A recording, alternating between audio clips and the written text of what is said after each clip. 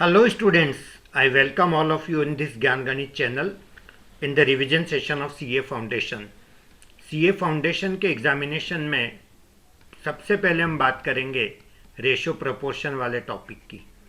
Ratio proportion में हम लोग क्या क्या समझना चाहिए, हमको बेसिक हमें क्या आने चाहिए, क्विकली एक बार मैं आपको रिवाइज करवा देता हूँ। सपोज करिए एक रेशो है A:B, तो इस पहले वाले नंबर को हम बोलेंगे एंटीसीडेंट और ये दूसरे वाले नंबर को हम बोलेंगे कॉन्सिक्वेंट।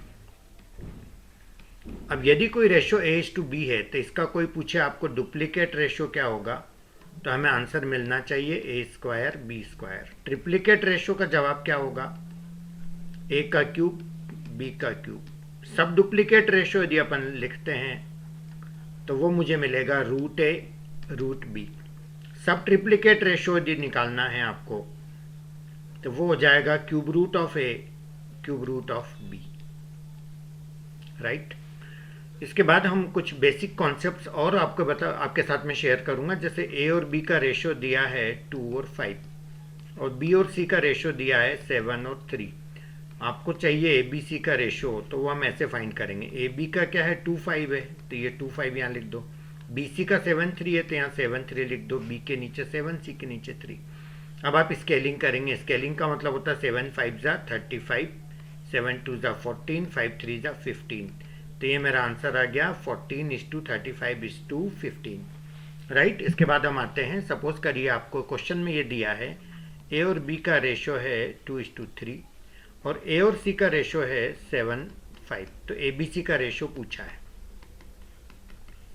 अब यहाँ पर गाइज हम क्या देखते हैं कि AB और AC में कॉमन टर्म क्या है, A, तो उसे आप बीच में लिखो, एक तरफ B एक तरफ C।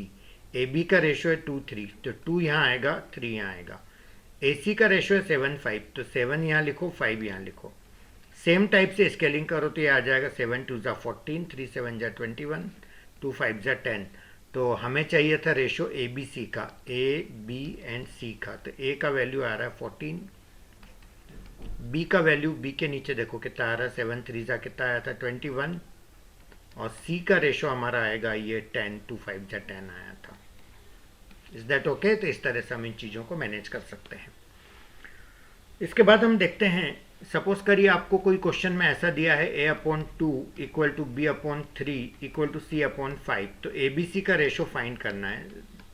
सिर्फ यही आंसर होंगे जो यहाँ लिखे हैं। The ratio is 2:3:5। कहीं पर यदि ऐसा दिया है कि twice of A = thrice of B = 5 times of C और ABC का रेशो यदि आपको फाइंड करना है तो आपका आंसर होना चाहिए, A वाले टर्म को हाइड कर दो, इसको छुपा दो, 3 5 जा 15। B वाले को छुपा दो अब की बार, तो 2 5 जा 10, और अब की बार C वाले को हाइड कर दो तो ये आ जाएगा 2 3 जा 6। So this is my answer 15:10:6। Clear guys? In case कभी ऐसा दिया हो कि जैसे AB का रेशो है 2 3, BC का रेशो है 5 1 और CD का रेशो है 2 1। अब आपको क्वेश्चन पूछा है ABCD का रेशो फाइंड करो, क्या होगा। बड़ा सिंपल सा क्वेश्चन है। जब भी ऐसा क्वेश्चन आए, AB का रेशो है 2 3, BC का है 5 1, CD का है 2 1। जैसे ये 2 और 3 है ना, 3 के आगे स्पेस खाली है ना, तो इसी 3 को कंटिन्यू कर दो। ये ट्रिक सीख लो। 5 और 1, अब 1 के पास में प्लेस खाली है, इसी 1 को कंटिन्यू, इस 5 को इधर कंटिन्यू। ये 2 के पास में अगेन 2 को कंटिन्यू, ऐसा 5 2 जा 10 2 जा 20, देन 3 5 जा 15 2 जा 30, 3 2 जा 6 एंड 3 1 जा 3। तो ये मेरा आंसर आ जाएगा 20:30:6:3। ये किसी नंबर से डिवाइड हो रहा होता तो हम कर लेते, but it is not divided by any number. ठीक है। तो ये हमारा कॉन्सेप्ट हो गया इसका रेशो प्रोपोर्शन का। इंडाइसिस से रिलेटेड हम बात करेंगे। एनीथिंग पावर 0 1 होता है, याद रखना। यदि कहीं पर ऐसा सिचुएशन आता है P - Q, A का power P - Q, again A का power Q - R, again A का पावर R - P। अब ये साइक्लिक रोटेशन में P - Q, Q - R, R - P, तो बेसिस से में तो पावर ऐड हो जाएंगे, P - Q plus Q - R plus R - P, तो ये सब कैंसिल हो जाएंगे। Q से Q, R से R, एनीथिंग पावर 0 कितना बनेगा 1। वैसे भी याद रखना पावर में ऐसा साइकिल चलता है p minus Q, Q minus R, R minus P, तो आंसर हमेशा हमें क्या मिलने वाला है, 1 मिलने वाला है। इंडाइसेस से रिलेटेड बहुत ब्यूटीफुल, बहुत अच्छे अच्छे क्वेश्चंस आपको मिलेंगे। फॉर एग्जांपल आपको यदि ये पूछा है 2 का पावर x इक्वल टू 3 का पावर y इक्वल टू 6 का power minus z and we are looking for 1 upon X plus 1 upon Y plus 1 upon z। बड़ा सिंपल सा मेथड इसको सॉल्व करने का, इसको k के इक्वल एज्यूम कर लो, ये तीनों इक्वल है तो I can assume it equal to k। तो 2 का पावर x मेरा k के इक्वल हो जाएगा, 3 का पावर y ये भी k हो जाएगा, 6 का power minus z again k। तो इससे मुझे 2 इक्वल टू मिला k की पावर 1 बाई एक्स, इससे मुझे 3 का वैल्यू मिला k की पावर 1 बाई वाई, और इससे मुझे 6 का वैल्यू मिला k की पावर 1 बाई जेड माइनस का। तो 2 का वैल्यू आ गया मेरे पास, 3 का आ गया, 6 का आ गया, 2 इंटू 3 किसके इक्वल होगा, 6 के। तो 2 की जगह लिखेंगे k की पावर 1 बाई एक्स, k की पावर 1 बाई वाई, 3 का वैल्यू k की पावर माइनस 1 बाई जेड। तो बेस सेम है तो पावर ऐड हो जाएगी, 1 by X plus 1 by Y, k की पावर माइनस 1 बाई जेड। तो ये आ जाएगा 1 by X plus 1 by Y equal to minus 1 by Z. So 1 by X plus 1 by Y plus 1 by Z equal to 0। तो इस तरह के questions बहुत पॉपुलर होते हैं, बहुत अच्छे होते हैं, तो प्लीज़ इनको एक बार अच्छे से समझ लीजिएगा। सपोज करिए a upon B plus C equal to B upon C plus A equal to C upon A plus B equal to k दिया हुआ है, और साथ में ये भी दिया हुआ है कि ए बी सी का टोटल 0 नहीं है, तो बताना है k का वैल्यू कितना होगा।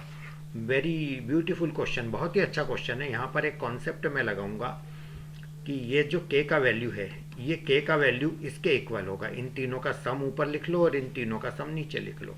ये भी एक रेशो प्रोपोर्शन का फंडा होता है। तो ऊपर आ जाएगा a plus B plus C, और नीचे इन तीनों का सम करेंगे तो ट्वाइस ऑफ, देखो a 2 बार आ जाएगा, b 2 बार, c 2 बार, तो twice of a plus B plus C. Can I cancel this? बिल्कुल कर सकता हूँ।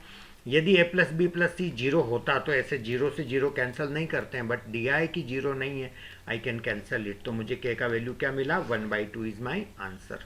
तो कुछ ऐसे इंटरेस्टिंग क्वेश्चन भी कई बार बन जाते हैं जिन्हें हमें सॉल्व करना होता है। आई होप मेरी बात समझ आई होगी। लॉगरिथम का कॉन्सेप्ट अच्छे से समझ लो, उसके पहले फार्मूले भी याद रख लेना। log m इंटू एन मेरा बनेगा log m plus log n, then log m divided by n निकालना है, तो ये आ जाएगा मेरा log m minus log n, और एक आ जाएगा log m whole to the power n, तो ये मेरा बनेगा n log m।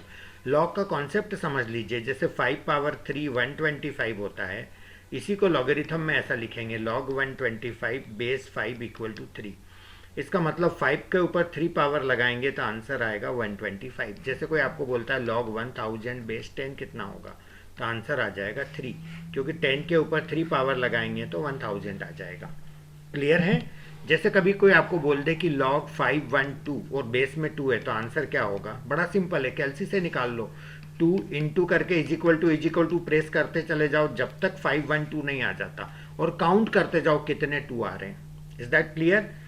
तो 2 इंटू करके जैसे इज इक्वल टू करेंगे आपको 4 दिखेगा स्क्रीन पे, यानी 2 बार हो गया, उसके बाद 3 बार हो गया, उसके बाद 4 बार, ऐसे काउंट करते जाइएगा तो आपको 512 पता चल जाएगा 2 का पावर कितना होता है। Is that clear? आंसर इसका 9 आएगा, आप सॉल्व करके देख लेना। तो ये इस तरह से अपन क्वेश्चंस को सिंप्लीफाई कर सकते हैं। Thank you so much, have a nice day and best of luck for your examination.